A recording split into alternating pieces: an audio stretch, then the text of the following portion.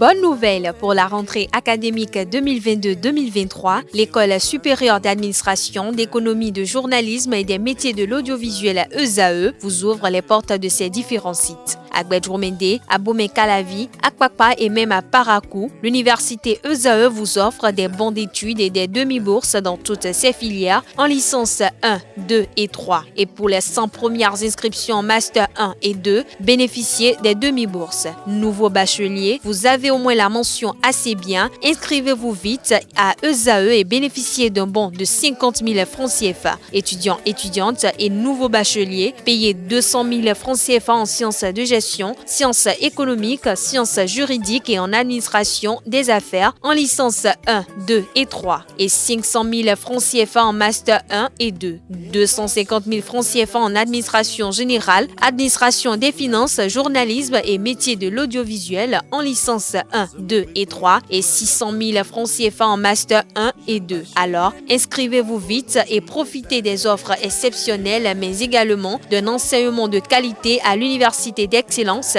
ESAE. Infoline 90 93 65 21 ou le 98 98 14 00. ESAE, l'excellence à un nom. Mesdames et messieurs, bon après-midi, bienvenue sur ESAE Télévision. C'est votre émission Le Tour du Monde en 52 minutes. Une émission qui décrypte l'actualité internationale sur ESAE TV.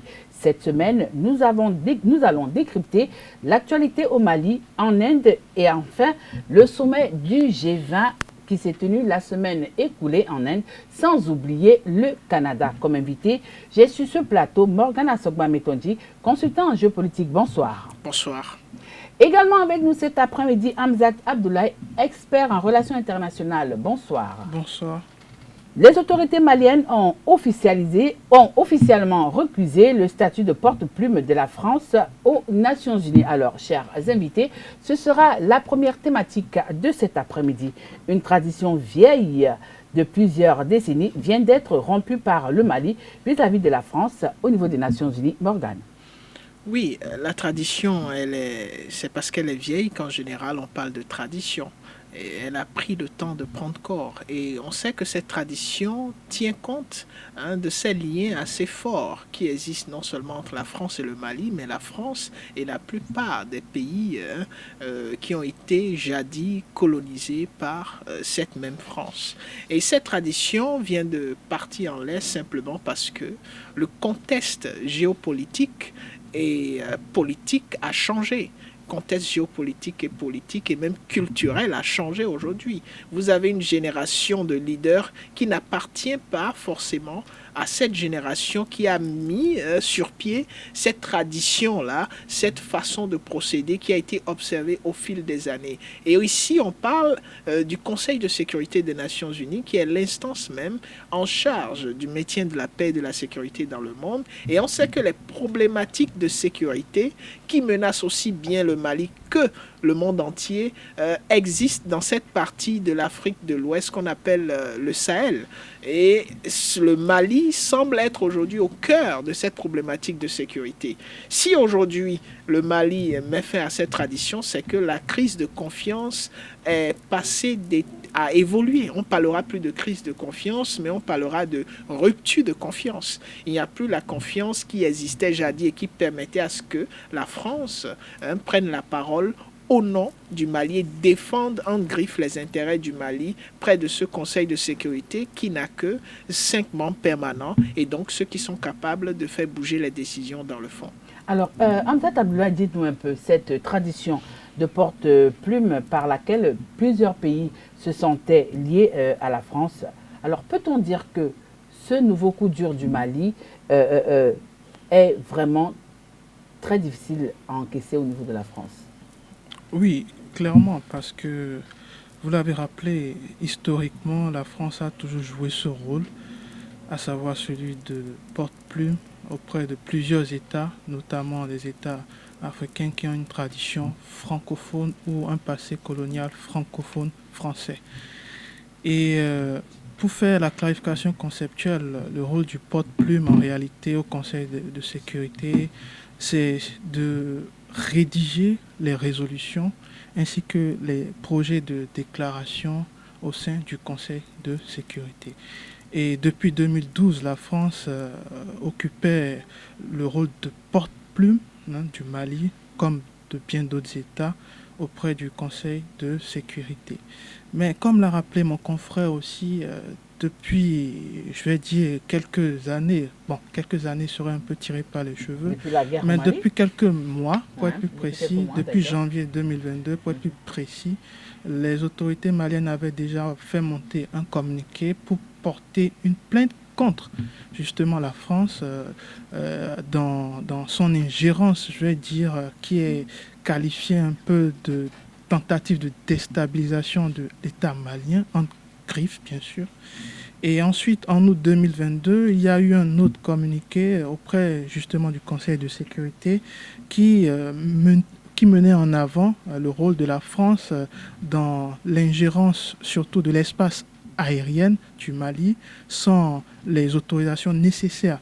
Donc, tout ceci lié au fait qu'on a le contexte de la guerre au Mali associé au contexte de l'ingérence de la France dans les affaires des affaires maliennes et surtout de la prise de position des Français contre les autorités maliennes actuellement, et bien tout ceci a fait en sorte que le Mali est forcément dans une impasse face aux Français et ça conduit clairement à la rupture. On est en plein dans la rupture, on a les forces armées spéciales françaises qui sont parties du Mali. On a aussi une tentative de rupture diplomatique qui a été amorcée il y a plusieurs mois. Et on a vu l'ambassade aussi de France fermée, l'ambassade de France au Mali fermée et l'ambassadeur être rappelé en France. Alors tout ceci a occasionné l'annonce qu'on a perçue début mars qui statuait que le Mali désormais prend son rôle de porte-plume. Et c'est pas anodin. D'ailleurs, il y a une note, c'est la note 507 du Conseil de sécurité qui notifie clairement que tout État membre peut être porte-plume. Ça, c'est dans les tests.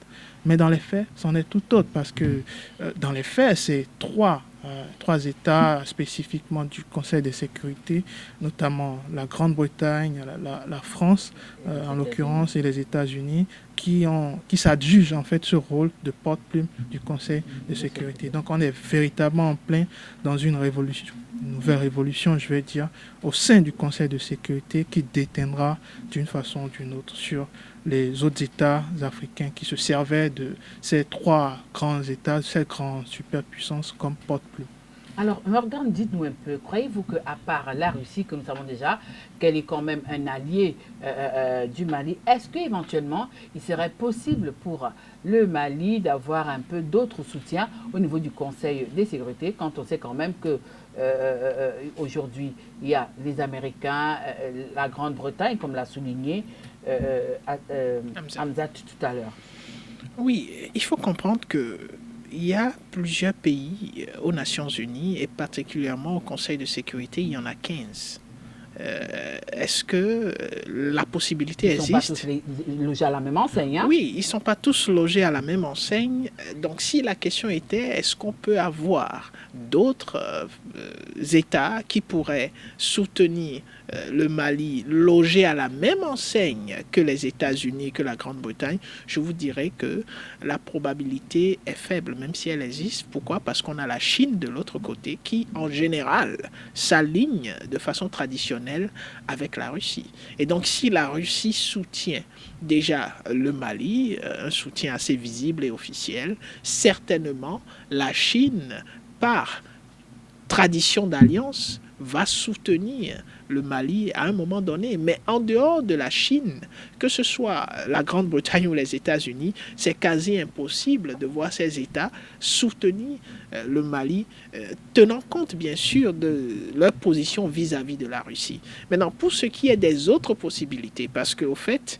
quand vous vous retrouvez au Conseil de sécurité, certes, les 5 membres permanents ont la capacité de bloquer une résolution et donc pas le droit de veto, mais il faut un vote de 9 pour pouvoir porter une résolution afin qu'elle soit adoptée. Et dans cette possibilité des 9, le Mali a la possibilité d'avoir plusieurs autres États soutenir le Mali, à moins que la capacité d'influence et de lobbying des 3 autres membres permanents que sont les États-Unis, la France et le Royaume-Uni soit si efficace que la plupart des pays au Conseil de sécurité décident de fermer cette possibilité-là au Mali. Alors, les différentes actions et actes posés par le Mali ne rendent-elles pas aujourd'hui la France vulnérable dans le concert des nations? Alors, la France, dans la position de la superpuissance d'antan qu'elle a peu à peu perdue, reste toujours dans son rôle, puisque la France a cette crédibilité au sein du Conseil de sécurité, au sein du Conseil permanent de sécurité. Et vous savez, ce Conseil... Oui, mais est-ce que ça, c'est pas parce qu'à un moment T, la France avait quand même tous les pays francophones avec elle? Aujourd'hui, on voit un peu ce qui se passe, où le Burkina Faso, le Mali, la Guinée, où la France est quand même en train de perdre des plumes.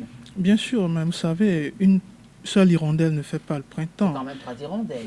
3 hirondelles ne feront toujours pas le printemps. C'est pas négligeable quand même aussi. Hein? Je suis d'accord avec vous, mais il faut être plus circonspect dans cette analyse, parce que la France jouit toujours de cette crédibilité au sein du Conseil permanent de sécurité, parce qu'on a les références historiques, on a le contexte aussi actuel. La France est quand même une puissance économique notable à prendre en compte, et dans la sphère géopolitique et des relations internationales, la France quand même joue un rôle incontournable.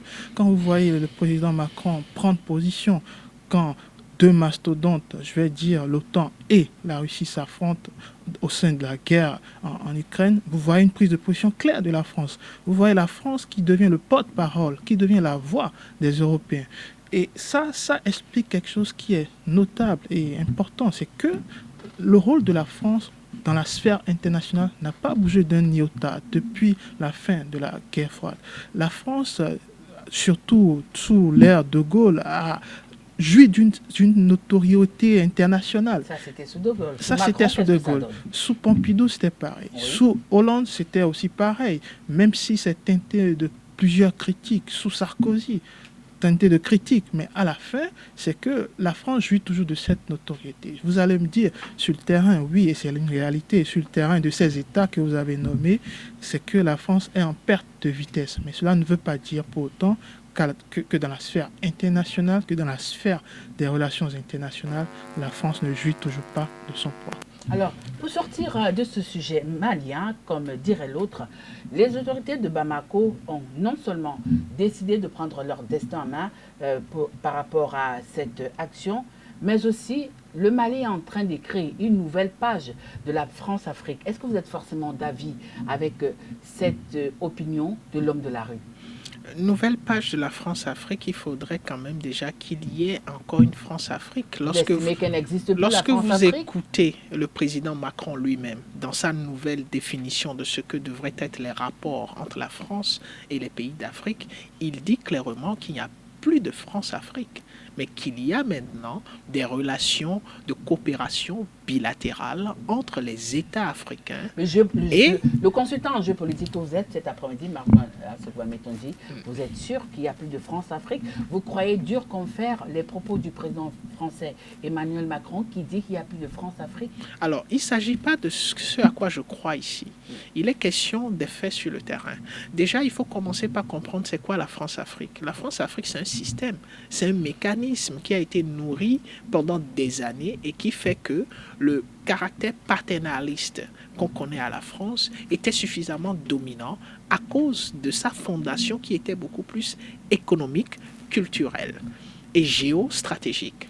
Alors, si vous prenez l'aspect économique, aujourd'hui, on est certain, c'est plus à déterminer, que sur le plan économique, la France a des difficultés qui expliquent d'une façon ou d'une autre la manière dont la France est en train d'essayer de maintenir le cordon qui existe entre ces pays de l'Afrique et la France. Pourquoi? Parce que la capacité économique de la France, qui l'a permis à un moment donné de s'hisser à un niveau de puissance dans le monde, est beaucoup plus venu de sa relation avec l'Afrique. C'est pas moi qui le dis, mais c'est M. Chirac qui l'a si bien cité. Mais lorsque vous mettez cela de côté, vous regardez l'aspect culturel. Il faut dire que l'aspect culturel fait que la plupart d'un certain nombre de pays africains, aujourd'hui, ont adopté les pratiques de la culture française. Mais quand vous regardez ce qui se passe aujourd'hui, cette culture, d'une façon ou d'une autre, s'estompe. Ce qui fait qu'on a pensé renforcer le processus de la francophonie, même en allant jusqu'à demander à une Rwandaise, encore que le Rwanda à l'époque avait déjà décidé de mettre de la francophonie. On l'a demandé à une Rwandaise de gérer cette francophonie, mais le résultat est là. Sur le plan géostratégique et géopolitique, on voit déjà la capacité d'influence de la France qui s'estompe. Lorsque vous enlevez du lot des pays qui sont sous influence de la France aux Nations Unies, les pays africains dont on parle, il n'y en a plus pratiquement. Et donc la France est en train de perdre sa zone d'influence. La France a perdu l'aspect économique qui fait que les gilets jaunes n'ont pas cessé. Un avis que notre ami Hamzat sur ce plateau ne va forcément pas partager. Non, certainement. Et aujourd'hui, donc, la France se retrouve dans une situation tellement compliquée que la seule chose qui permet à la France aujourd'hui d'exister en tant que puissance sur la scène internationale, c'est sa capacité nucléaire et le soutien de ses alliés que sont les États-Unis. Je ne vais pas parler du Royaume-Uni parce que le Royaume-Uni a fait le Brexit, ce qui fait que l'Union européenne et le Royaume-Uni ne sont pas forcément de bons termes. Donc il y a sa capacité nucléaire et sa relation assez intéressante avec les États-Unis. Si vous mettez ces deux éléments de côté, la France est tombée et le président Macron en est conscient. C'est pour cela qu'il est en train de renforcer déjà le cordon entre l'Afrique centrale, les pays qui restent, regardez ça tourner aujourd'hui, et la France, parce que c'est les seuls qui continuent de permettre d'une façon ou d'une autre à l'économie française de continuer à exister et de faire plus ou moins le poids. Deuxième thématique de cet après-midi, sommet de G20 en Inde. Le pays de Gandhi souhaite être intermédiaire entre la Russie et l'Occident. Alors, dites-nous un peu, Hamzat, la semaine écoulée, le sommet du G20 s'est tenu en Inde. Je veux parler de la conférence des ministres du G20. La guerre russo-ukrainienne était encore au menu des discussions. Oui, encore et toujours, depuis maintenant une année pleine, le sujet de la guerre en Ukraine fait les choux gras de toutes les réunions, de toutes ces réunions que moi j'appelle des réunions rhétoriques, parce que là nous sommes en plein dans la rhétorique politique avec ces sommets, ces multiples sommets des G, le G7, le G20, les COP entre autres. Donc tout ça participe à la rhétorique politique qui discute, qui permet de discuter, qui permet de trouver des solutions. Mais finalement, c'est la fin qui justifie les moyens, comme l'autre le dit. Mais la finalité, elle est là, c'est qu'il y a très peu d'actions concrètes sur le terrain. Pour revenir à la question, oui, l'Inde aujourd'hui veut se mettre en avant pour être la voix des sans-voix, surtout des pays du Sud, parce que l'Inde, c'est déjà un pays du Sud, et ça ne date pas d'aujourd'hui. Parce que l'Inde, depuis la conférence de Bakou, a déjà institué une sorte de réunion des États du Sud, en se disant que face à la domination, il fallait se réunir. D'où la conférence de Bakou qui a réuni tous les pays du Sud, notamment la Chine. Donc l'Inde de 2023, notamment de Draupadi Murmu, est une Inde qui se veut quand même une Inde qui donne une bonne image, une note positive. Parce que économiquement, tout de même, l'Inde est un État du Sud qui réussit à s'en sortir. Et avec ce statut, je crois que cet État peut être entendu à la fois par le Sud, parce que représentant du Sud, mais aussi par les Occidentaux, donc du Nord. Et avec ses performances économiques, avec ses performances socio-économiques, je vais dire macroéconomiques, je pense que l'Inde est en plein dans ce rôle et peut jouer ce statut. Maintenant, reste à savoir si cela peut avoir une finalité concrète, parce qu'on sait que dans le contexte dans lequel nous nous situons, c'est entre l'affrontement de deux blocs en réalité. Donc il va falloir faire le choix d'un camp. Bloc. Et on sait que l'Inde est neutre. L'Inde est neutre et la majorité des pays du Sud ne le sont pas. La majorité ne le sont pas. La majorité prend parti généralement pour les Occidentaux. Donc ça va être compliqué, complexe. Mais il faut noter que nous sommes dans une nouvelle dynamique, surtout les États africains, les États du Sud. Celle de pouvoir diversifier les relations. L'Inde a fait d'ailleurs le choix... Les relations et les partenaires aussi. Hein. Justement, l'Inde a fait le choix de diversifier ses partenaires, de diversifier ses relations. Et ça va être peut-être la voie à suivre dans les prochaines années pour les États du Sud. Alors, dites-nous un peu, le fait que l'Inde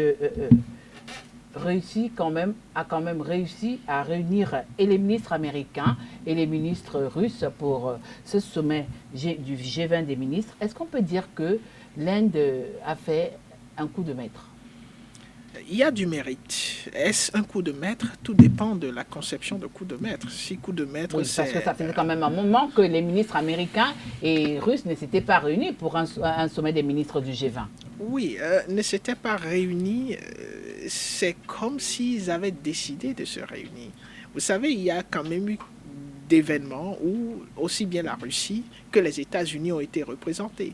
Mais c'est vrai que voir les top diplomates, comme on les appelle, à ce niveau aussi élevé, se rencontrer et même échanger quelques mots, c'est pas aussi évident. Ça fait très longtemps qu'on a assisté à cela et c'est ce qui s'est passé en Inde. Il faut quand même rappeler ici que le caractère neutre de l'Inde n'est pas forcément ce qu'on devrait entendre par neutralité. Aujourd'hui, l'Inde est en train de défendre les intérêts de l'Inde. Est-ce que ce n'est pas discutable quand vous parlez de neutralité? C'est pour cela que je dis la neutralité n'existe pas forcément dans le positionnement. Cela a été dit par le ministre des Affaires étrangères de l'Inde qui a dit l'Inde n'a pas besoin de s'aligner ou d'être pour ou contre. Mais l'Inde défend les intérêts de l'Inde. Et les intérêts de l'Inde aujourd'hui se situent à quel niveau? Les intérêts de l'Inde se situent au niveau où il est nécessaire pour l'Inde de se positionner avec le développement que l'Inde connaît, la capacité de l'Inde, c'est-à-dire le marché de l'Inde et la possibilité que l'Inde a d'avoir une multitude de partenaires aussi bien pour ce qui est de l'armement que pour ce qui est des échanges économiques. L'Inde, techniquement, n'a aucun intérêt aujourd'hui à rompre les relations avec la Russie. Encore que l'Inde fait partie des pays consommateurs de ce qui est produit aujourd'hui en Russie. Oui, quand on sait quand même que le pétrole qui est utilisé en Inde vient de la Russie. De la Russie. Donc, il n'y a aucun intérêt stratégique pour l'Inde de se positionner contre ce qui se passe. Mais l'Inde, comme la plupart des pays, condamne l'utilisation de la force. Hein? Et ça, c'est accepté par toute la communauté. Oui, mais est-ce que ce n'est pas caché? Est-ce que ce n'est pas une façon de se cacher derrière un rideau, Hamzat? Écoutez... Dans ce conflit, est-ce que ce conflit russo-ukrainien, est-ce qu'on a besoin de rester neutre ou alors il faut forcément prendre position? En se calquant sur le modèle indien, je ne cesserai de le dire, l'Inde, historiquement, est neutre. D'ailleurs, quand l'Inde évoque le multi-alliement... Le joyau de la couronne britannique? Non, je ne parle pas des joyaux. Non, c'est une façon de vous, de vous poser la question si vous croyez vraiment à la neutralité de l'Inde. Oui, je sais. J'avais évoqué tout à l'heure Draupadi Murmu, qui est la présidente de l'Inde, qui, depuis plusieurs années, est claire sur la position de l'Inde. L'Inde fait du multi-alignement par opposition au non-alignement.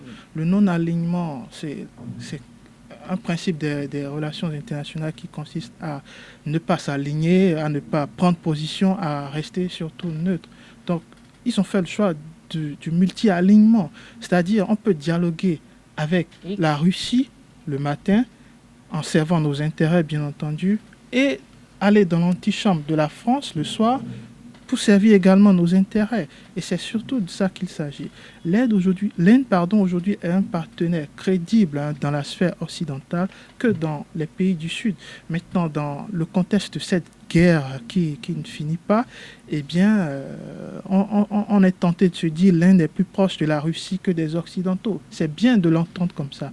Mais dans les faits, l'Inde, comme l'a dit mon confrère, ne défend que ses intérêts, évidemment. Et défendre ses intérêts revient bien entendu à booster son poids économique, à mieux gérer son armement déjà, et bien entendu de trouver le moyen véritable pour être le modèle de ces États du Sud qui cherchent aussi un modèle vers qui se tourner quand il le faudra. Alors dites-nous un peu, Morgane, Dans ce conflit, est-ce qu'il est bon d'avoir un côté pris ou alors c'est la neutralité qui est la meilleure des solutions? Dans ce conflit, il faut prendre son côté. Il faut défendre ses intérêts, puisque c'est le principe cartésien. Il ne faut pas être de l'Ouest ou de l'Est, non. Si votre intérêt, c'est être à l'Ouest, restez à l'Ouest. Si votre intérêt, c'est être à l'Est, restez à l'Est. Maintenant, si votre intérêt, c'est de rester dans votre espace géographique, restez dans votre espace géographique. Et pas espace géographique, je fais allusion aux intérêts. Donc, ce serait totalement suicidaire pour un État qui n'a aucun intérêt à se positionner et dire, écoutez, je soutiens la Russie, de le faire. Ce serait tellement suicidaire. Encore que nous sommes dans un mécanisme de relations internationales et d'interaction des États. Et les États sont des continuités. S'il y a une chose qui est naturellement très claire, qu'il faut décourager ou qu'il faut condamner, c'est l'utilisation de la force qui permet de violer l'espace territorial d'un État. On parle de violation de l'intégrité territoriale. Sur cette question, il est clair qu'il faille condamner ce comportement. Maintenant, les raisons ou tout ce qui a conduit à ce qu'on assiste à cela et qui fait que même les relations internationales, dans leur conception, permettent ce qu'on appelle le recours à la force. Pourquoi? Parce qu'on a un droit de la guerre, pourvu que ce soit fait dans les normes. Si vous déclarez la guerre à un État, on sait qu'il y a une déclaration de guerre, même si ce n'est pas encouragé, c'est prévu par le mécanisme des relations internationales qui n'exclut pas la possibilité pour des États, dans leur interaction, d'en arriver à un point ultime qu'ils considèrent être la guerre. Et ils disent, même si les États devraient arriver à ce point, il y a des règles à respecter. Ce qui fait qu'il faut traiter, il ne faut pas cibler les bâtiments civils, il y a une certaine nomenclature par rapport à cet espace-là. Ce qui signifie simplement que ce à quoi on assiste actuellement est l'extrême auquel on peut assister dans l'interaction entre les États et qu'il faudrait que les mécanismes qui sont mis en place pour prévenir ce genre de situation, en l'occurrence le Conseil de sécurité des Nations Unies, soient plus fonctionnels et soient dotés effectivement de cette capacité qui permet à ce qu'on n'arrive pas à cette situation. Parce qu'aujourd'hui, s'il y a une institution qui est responsable au premier titre, je me permets de dire que c'est d'abord le Conseil de sécurité des Nations Unies qui n'a pas su assurer son rôle primordial, qui est le maintien de la paix et de la sécurité internationale. Parce que ce qui se passe entre l'Ukraine et la Russie pose un problème de sécurité économique, pose un problème de sécurité énergétique, pose un problème de sécurité alimentaire. Tout le monde entier est menacé et subit les conséquences de ce qui se passe entre l'Ukraine et la Russie. Troisième thématique de cet après-midi, Canada, possible ingérence de la Chine lors des élections. L'opposition canadienne veut une enquête. Les médias ont révélé que des députés auraient perdu leur siège à raison des manœuvres de Pékin. Hamza. Le sujet revient de plus en plus, celui de l'ingérence. C'est pas la Chine, c'est la Russie. Qui trouve tout de même les moyens de s'insérer dans les systèmes pour peut-être déstabiliser ou peut-être influencer le choix des électeurs durant les campagnes, jusqu'aux États-Unis, qui est quand même l'image de la grande démocratie. Comme quoi, nul n'est à l'abri. Nul n'est à l'abri, il faut le dire. Mais il faut dire que cette affaire n'est pas encore résolue, n'est pas encore clarifiée. Mais les doutes demeurent, les doutes existent par rapport à l'implication de la Chine au sein des élections au Canada. Parce qu'au Canada, déjà, il y a une forte communauté chinoise et c'est à travers cette communauté chinoise que l'influence serait venue. Mais tout porte à croire qu'aujourd'hui, et c'est ça le véritable danger de la mondialisation, que tout le monde et n'importe qui peut s'ingérer dans les affaires internes et intérieures des États. Et la Chine l'a compris peut-être plus tôt que les autres, comme la Russie d'ailleurs, en tentant d'influencer les élections pour pouvoir quand même avoir une certaine influence sur la politique et en même temps sur l'économie de ces États, de ces pays. Est-ce que cette enquête a déjà dénoué tous les nœuds qu'elle voudrait montrer. Ça, c'est une autre question. Mais moi, je reste prudent par rapport à la finalité parce qu'on a tôt fait d'accuser la Chine. D'ailleurs, la Chine refute à chaque fois quand on l'accuse de ces genres d'actions. On a tôt fait de condamner la Chine parce que le rôle ou l'impact aujourd'hui de la Chine dans le Canada est très important.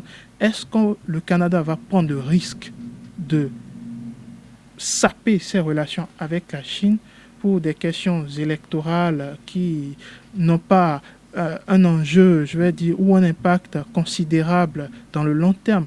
Parce qu'aujourd'hui, ceux dont on parle, les partis qui seraient concernés par cette influence, justement, ne feront certainement pas long feu dans le long terme. Donc ça, c'est une chose. L'autre chose aussi à prendre en compte, tout le monde est sous la menace de la Chine. Et je pense que les Occidentaux l'ont compris en essayant de mettre les garde-fous, en essayant de rendre plus costaud leurs lois. Et cela s'est avéré payant aujourd'hui. Je pense qu'on doit être plus dans cette dynamique, celui du contrôle des entrées. Parce que quand je prends l'exemple de l'Afrique, par exemple, on laisse les Chinois rentrer un peu partout au nom justement de ce partenariat qu'on veut diversifier. Mais il faut savoir diversifier aussi. Il ne faut pas faire rentrer tout et n'importe quoi et après on n'aura que nos yeux pour pleurer. Donc il faut dès maintenant insérer des garde-fous pour qu'après, il n'y ait pas de conséquences qu'on ne pourrait pas maîtriser. Alors, dites-moi un peu, à quoi est due cette pseudo-ingérence des puissances étrangères dans la gestion des élections des pays occidentaux? Quand ce n'est pas la Chine, c'est la Russie. Pourquoi toujours ces deux pays? Alors, déjà, il faut clarifier l'aspect selon lequel il ne s'agit pas que toujours de ces deux pays. Peut-être on peut dire qu'on en parle beaucoup plus, puisqu'on sait quand même déjà ce qui se fait même dans la sphère de la communication. La communication aujourd'hui, il faut savoir aller à toutes les sources pour pouvoir espérer aboutir à une synthèse de ce qui se rapproche le plus de la vérité. Et donc, c'est naturel dans le processus d'interaction entre les États de vouloir influencer le cours des événements à chaque fois qu'on a des intérêts qui sont en jeu. Aujourd'hui, quand vous prenez que ce soit la Russie ou la Chine, c'est des pays qui ont des intérêts en jeu un peu partout. Quand vous prenez la Chine, les intérêts de la Chine en Afrique sont énormes sur le plan économique. Pareil en Europe. Et donc, voir des élections se dérouler dans ces pays-là sans une quelconque tentative, que ce soit officielle ou non officielle, de ces États de vouloir porter leur voix, parce que le jeu démocratique veut que tous les grands acteurs de l'espace social, culturel concerné puissent d'une façon ou d'une autre contribuer au débat. Et quand on dit cela, il s'agit aussi des pays qu'on ne cite pas, comme les États-Unis, comme la France, comme le Royaume-Uni. Oui, mais combien de fois est-ce qu'on a entendu ou alors on a vu les États-Unis s'ingérer dans les questions électorales dans certains pays? Peut-être que, certainement ça se fait, je ne dis pas que ça ne se fait pas, mais ça devient quand même redondant à chaque fois d'entendre c'est la Chine, c'est la Russie. Donc, c'est peut-être parce que les autres ont su bien cacher leur jeu, mais cela ne veut pas dire pour autant qu'ils ne s'ingèrent pas. Voilà. Et même dans le cas des États africains, quand on parle d'ingérence dans période électorale, vous voyez déjà à qui je fais allusion. Il ne s'agit pas de la Russie, actuellement. Non, je ne vois pas. Il ne s'agit pas de la Russie, il ne s'agit pas de la Chine. Mais ce qui est certain, je vais terminer là-dessus, ce qui est certain, c'est que quand on parle de l'ingérence, ça ne date pas d'aujourd'hui. Et ce n'est pas que la Chine et la Russie qui... Il y a l'Iran d'ailleurs qui s'ingère aussi dans bien d'élections parce qu'ils ont des génies en informatique qui arrivent très vite à détourner les chiffres informatiques. Parce que vous savez, l'informatique, c'est des codes, c'est des chiffres binaires et non binaires. Mais ce n'est pas que ces États en réalité qui se servent de leur puissance ou de leur super intelligence artificielle ou de leurs avancées artificielles pour pouvoir déstabiliser les États, pour pouvoir s'ingérer dans les affaires électorales des États. Il y a bien entendu les autres États occidentaux qui le font, et très bien même de façon discrète. C'est justement pour ça que personne n'en entend pas. Et si vous permettez, je vous dirais que le mécanisme même de contrôle dont on parle sera difficile à contrôler, puisque c'est souvent des mécanismes qui sont exportés. Et en plus, on se souvient de l'affaire du Parlement européen, avec les infiltrations ou bien des supposés pots de vin. Donc, le lobbying est important, et ce qui fait qu'on aura toujours cette tentative d'influence, c'est que les élections, ça coûte cher.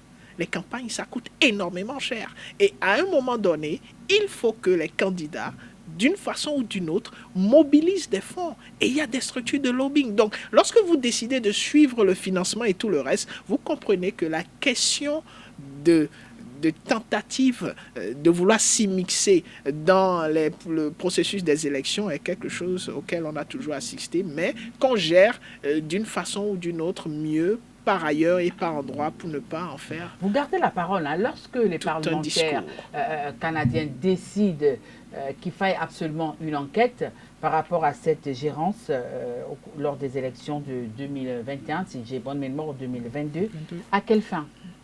Oui, il faut une enquête pour pouvoir situer les responsabilités et prendre des sanctions. Parce que lorsqu'une question pareille vient à être révélée de façon publique, naturellement, dans tout système qui se respecte, il faut situer les responsabilités et il faut prendre des sanctions. Et on ne peut pas se permettre de situer des responsabilités sans avoir mené une enquête assez approfondie et pouvoir identifier, que ce soit vrai ou pas, je ne saurais le dire, il faudrait que l'enquête nous le révèle, les responsables, et prendre des sanctions suffisamment exemplaires pour montrer qu'on est contre le processus ou la façon dont les choses se sont déroulées. Cette nécessité et ce besoin font que les enquêtes sont nécessaires. Maintenant, la question est de savoir quels seront les enquêteurs qui seront choisis et quelle crédibilité aura ces enquêtes qui seront menées par les autorités. Alors, si vous le permettez, c'est surtout pour éviter que cela ne s'aggrave dans les années à venir. Parce que quand vous prenez l'exemple du médecin qui fait un mauvais diagnostic, vous allez vous attendre à ce que le traitement qu'il va vous prescrire ne sera pas adapté à votre maladie. Et là, vous allez assister à une aggravation de votre maladie.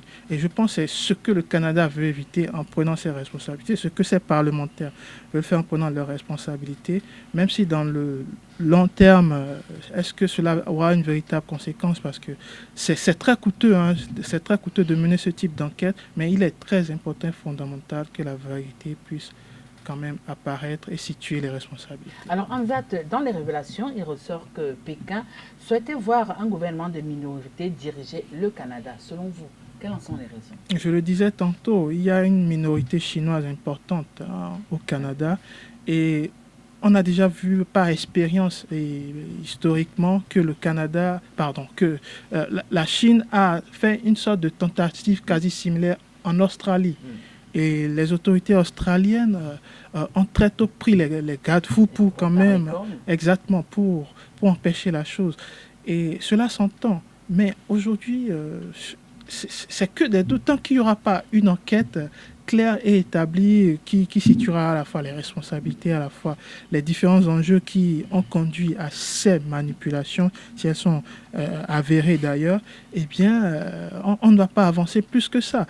Donc, oui, la question, elle est là, c'est-à-dire, on sent clairement que la Chine voulait influencer les élections via le biais d'une communauté, en l'occurrence la communauté chinoise qui est dotée tout de même de près d'1,3 million au Canada. Donc, je pense que ça s'entend, mais il faudrait attendre les rapports finaux et l'enquête justement pour se situer par rapport à cette question. Morgane, cette question est aussi valable pour vous. Hein? Oui, il faut dire que nous sommes dans une dynamique de défense des intérêts toujours. Mon confrère l'a souligné, nous avons une communauté qui vit une communauté chinoise, qui n'est plus forcément chinoise parce qu'ils ont certainement la nationalité canadienne. Mais on n'oublie pas d'où on vient quand même. Oui, hein? C'est pas parce qu'on est devenu américain aujourd'hui qu'on va oublier qu'on vient du Bénin, par exemple. Justement, vous savez, ce genre de situation, c'est ce genre de situation qui remettent sur le tapis la question de la nationalité.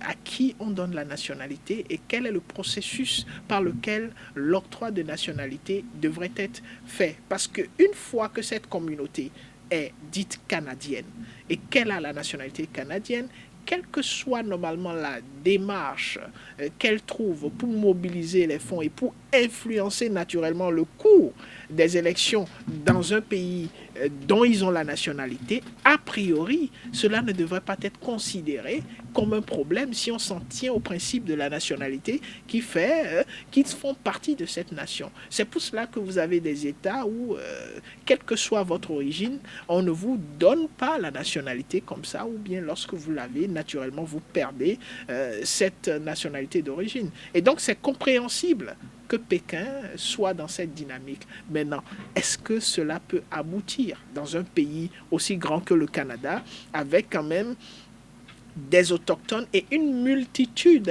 de différentes personnes d'origine assez différentes qui y sont là?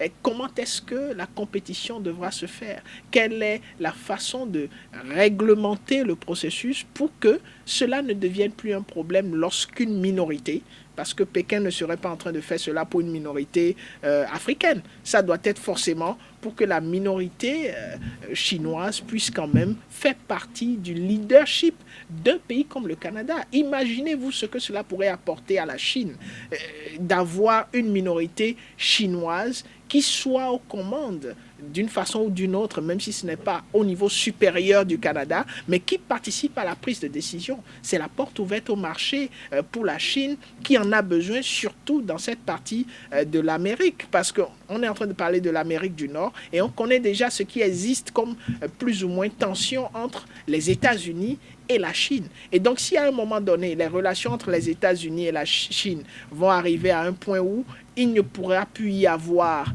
d'échanges économiques d'envergure, parce que qu'on le veuille ou non, la quantité d'échanges économiques entre les États-Unis et la Chine est énorme, il faudra trouver un autre marché capable de se substituer au marché américain.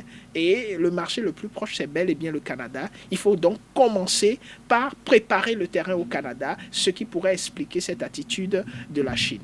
Oui, mais est-ce que le fait que peut-être Pékin ait piraté les élections au niveau du Canada, est-ce que ce n'est pas un peu une façon pour Pékin aussi de mieux surveiller les États-Unis?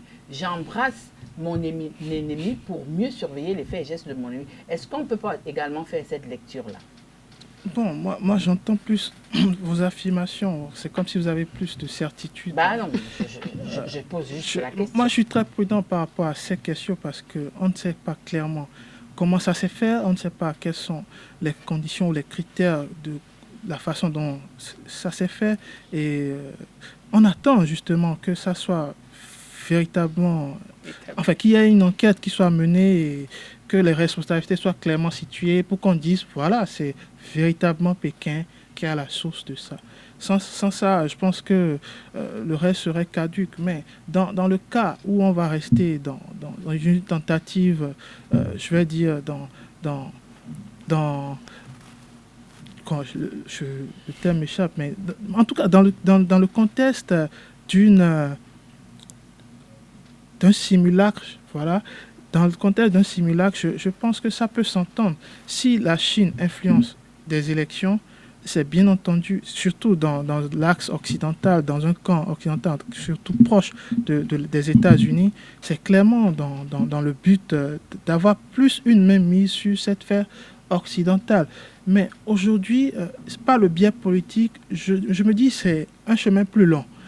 Parce que par le chemin économique, je pense que la Chine a déjà atteint tous les esprits en maximisant. Rassasié, hein? Oui, on n'est jamais peut-être rassasié. Et d'ailleurs, il faut étendre son influence en s'accaparant du politique, parce que vous savez, c'est le politique qui gère dans le long terme tout ce qui est économique, social, culturel, et j'en passe. Peut-être c'est ça l'objectif final, si cela s'avère vrai.